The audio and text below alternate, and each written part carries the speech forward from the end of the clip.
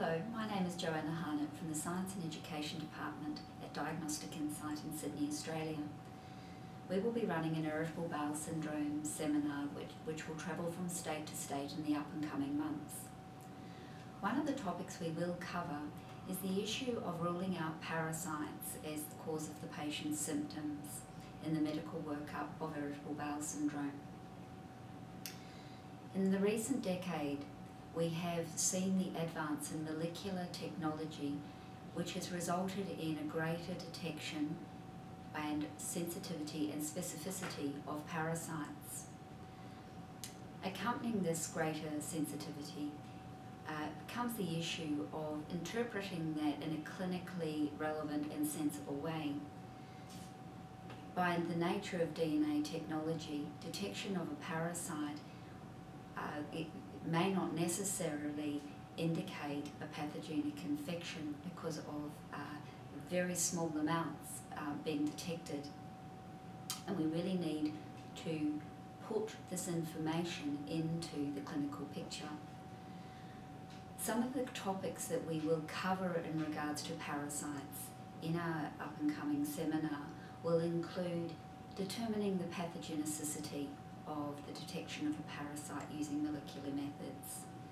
We will also look at the controversial issue of commensal parasites, so parasites that are quite happily coexisting in the intestinal tract with humans. Is this a myth or is this true? Thirdly, we will be looking at the transient nature of organisms in the gastrointestinal tract and whether or not the detection of a parasite is consistent with a transient infection or transient presence. Lastly, we'll be looking at an issue which is very relevant to me personally as a researcher in this area, is looking at the whole status of the indigenous bacteria and whether or not a patient is susceptible to parasites because of a poor indigenous microflora, and what indeed is the definition of a poor indigenous microflora and digestive function. We will expand on these issues in this up and coming seminar. One important take-home message which we will also be focusing on is what are the gastrointestinal defence mechanisms.